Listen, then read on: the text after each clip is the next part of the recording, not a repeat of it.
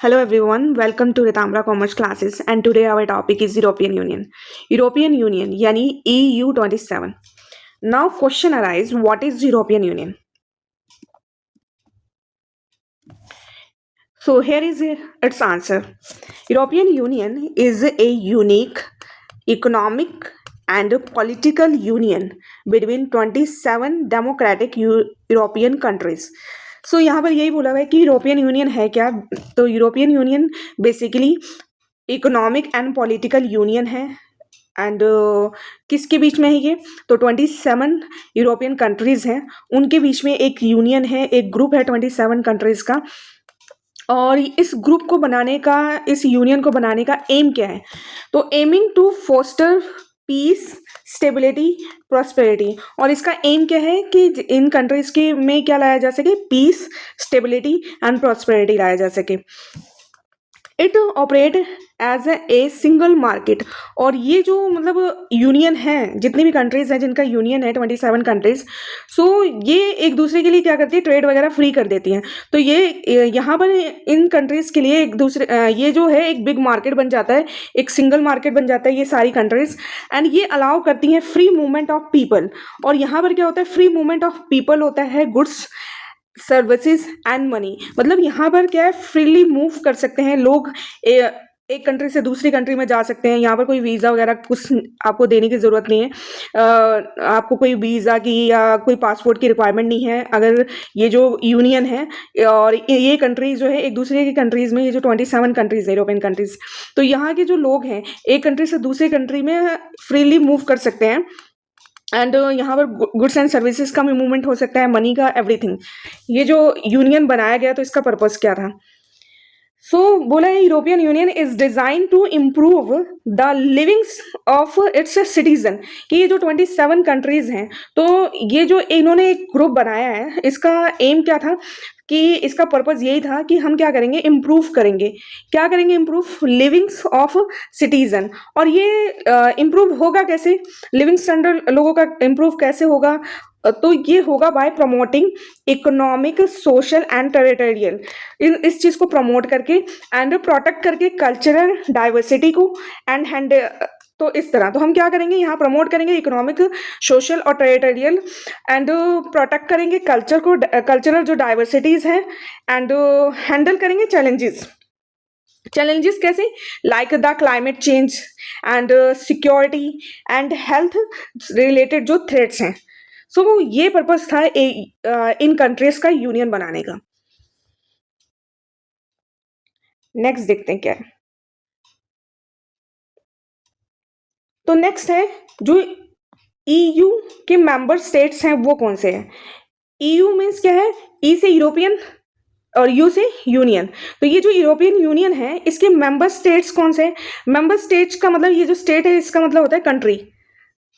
And इसके अंदर क्या है, तो इसमें बोला है टोटल मेंबर्स की अगर हम बात करें तो देयर आर करेंटली आज के टाइम में 27 मेंबर स्टेट्स हैं। States means countries. कि आज के टाइम में 27 जो कंट्रीज हैं वो इसकी क्या है, ईयू के क्या है, मेंबर है, यूरोपियन यूनियन के मेंबर हैं। नेक्स्ट है हमारा कि ब्रेक्जिट अपडेट को लेके क्या है। तो यहाँ बोला हुआ है कि the United Kingdom was 28th member but officially left the European Union on January 31st, 2020। तो यहाँ पर ये बोला है कि जो United kingdom of great Britain है, यानी ब्रिटेन ने क्या करा है, ये 28th मेंबर था यूरोपियन यूनियन का, और उसने क्या कर दिया है, यूरोपियन यूनियन को लेफ्ट कर दिया, यानी छोड़ दिया है। और कब छोड़ा है, 31 जनवरी 2020 को।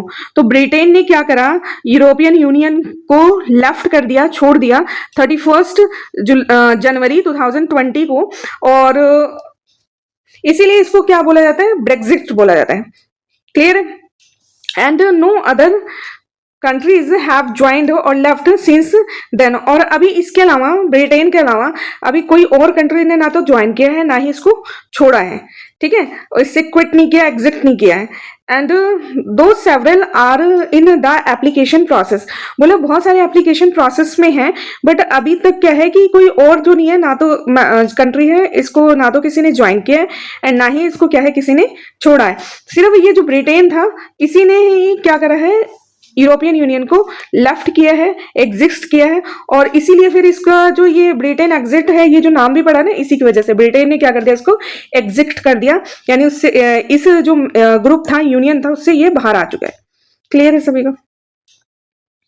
नेक्स्ट है how is govern leadership in 2026। सो इसमें बोला है कि ये जो आपका यूरोपियन यूनियन है ये गवर्न कैसे होता है, यानी ये चलता कैसे है। सो जो यूरोपियन यूनियन है ये गवर्न कैसे होता है, तो the role of 3 main bodies, इसमें बोला है कि जो इसको चलाते हैं उसमें जो 3 मेन बॉडीज हैं रिमेन द सेम, तो 3 मेन बॉडीज हैं और यही बॉडीज क्या करते हैं, इस यूरोपियन यूनियन को गवर्न करते हैं। But the leadership has change, but जो लीडर्स हैं ना वो चेंज हो जाते हैं।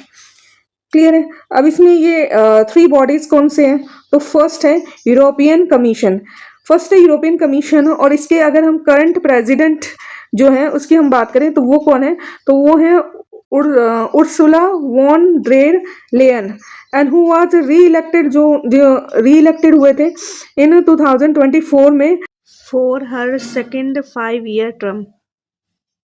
उसके बाद इस सेकंड इसमें क्या है, यूरोपियन कमीशन के बाद है यूरोपियन काउंसिल है।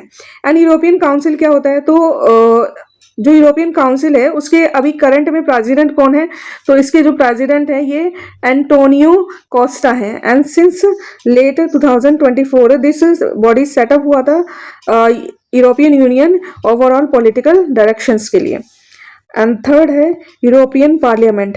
यूरोपियन पार्लियामेंट में क्या आता है, तो द करंट जो प्रेसिडेंट है इसके वो है Robert Metsola, and this body is directly elected by the European citizen. और ये जो यूरोपियन पार्लियामेंट में जो प्रेसिडेंट होंगे उनको सिलेक्ट कौन करेगा, तो ये क्या है कि डायरेक्टली सिलेक्टेड बाय सिटीजन, वहाँ की जो सिटीजन्स हैं वो लोग सेलेक्ट करते हैं एवरी 5 years, और इनका जो टाइम पीरियड होता है वो कितना होता है, 5 years का होता है। और इसी के थ्रू ये क्या होता है, जो यूरोपियन यूनियन है वो गवर्न होता है। नेक्स्ट है शेंगेन एरिया। अब ये क्या है, तो जो शेंगेन एरिया है वो है बॉर्डर फ्री जोन है and has also explain significantly. So इसमें बोला है कि जो शेंगेन एरिया है वो क्या है, बॉर्डर फ्री जोन है, यानी जो भी कंट्रीज इससे जुड़े हुए हैं वहाँ पर क्या है, फ्री मूवमेंट हो सकता है पर्सन का, पीपल का एंड गुड्स का यहाँ पर हो सकता है। टोटल मेंबर कितने हैं, तो देयर आर 29 मेंबर्स हैं in the Schengen area. And recently जो चेंज हुआ है, तो ऑस्ट्रेलिया जो है फुली ज्वाइन इन 2023, और जो बल्गेरिया है एंड रोमेनिया है ऑफिशियली ज्वाइन करा है इन्होंने 1 जनवरी 2025 को, meaning there are no longer passport check. और यहाँ पर क्या होगा कि कोई पासपोर्ट चेक नहीं होगा when the travelling between them. अगर क्या है, जो शेंगेन एरिया में अगर आप ट्रैवल कर रहे हो और आप क्या है कि उससे रिलेटेड हो, तो वहाँ पर आपको पासपोर्ट वगैरह चेक नहीं होगा। आप क्या है, one country to another country आप क्या है विदाउट पासपोर्ट आप जा सकते हो। एंड अदर जो शेंगेन कंट्रीज हैं are land, air and sea हैं। कंपोजिशन जो है वो है 29 मेंबर्स इंक्लूड 25 ईयू कंट्री हैं, यानी इसमें बोला है कि जो शेंगेन एरिया में जो लोग जो कंट्रीज आती हैं शेंगेन एरिया में, तो शेंगेन एरिया में जो कंट्रीज हैं वो 29 मेंबर्स हैं, ठीक है ना, यानी 29 जो कंट्रीज हैं उसके मेंबर हैं।